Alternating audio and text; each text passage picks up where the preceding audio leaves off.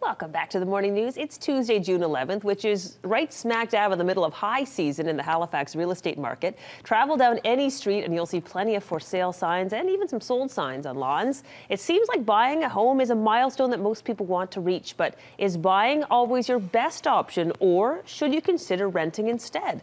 Joining us now to work through some of these options is financial guru Leanne Salyzyn. Thanks for coming in. Hi, good morning. Good morning. I personally can make a great argument for both sides, so I'm very curious to see what you have to say.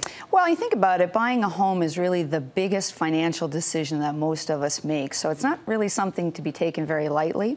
And I think it really depends on market climate and also personal circumstances, whether or not you rent or you actually take the leap and purchase the home. Who should be making the leap into home ownership then?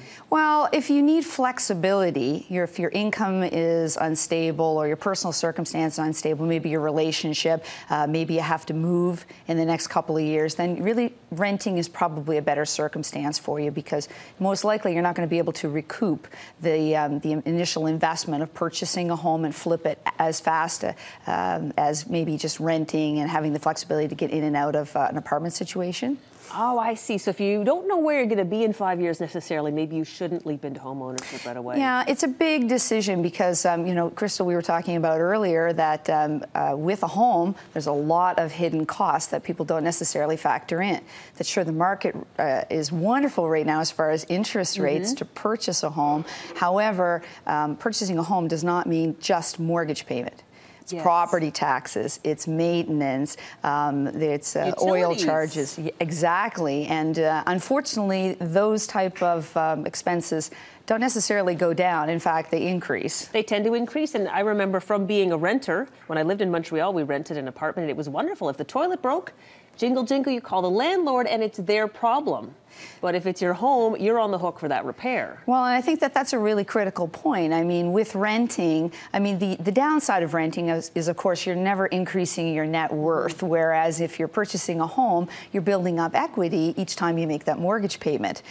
So, of course, that's a disadvantage. But you're correct that if there's a problem, we know as homeowners, we're the one that has to solve the problem, which means in most cases tapping into either savings or incurring more debt in order to pay for those home maintenance repairs. Now, let's pretend you are a person who's interested in owning a home, and you do think you have a stable job, you expect to be there in a while.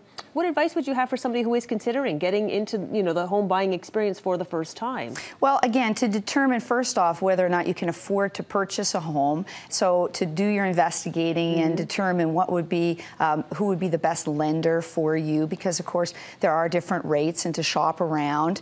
Also to determine your budget, because in determining the budget, not only to look at the mortgage, also look at those additional costs, especially in purchasing. We know that there are closing costs, legal fees, a lot of additional expenses that we don't necessarily factor in when we're purchasing. We know that because we have already bought a home, but I remember when I first bought a home, I didn't see all that stuff coming, and it kind of like blindsided me.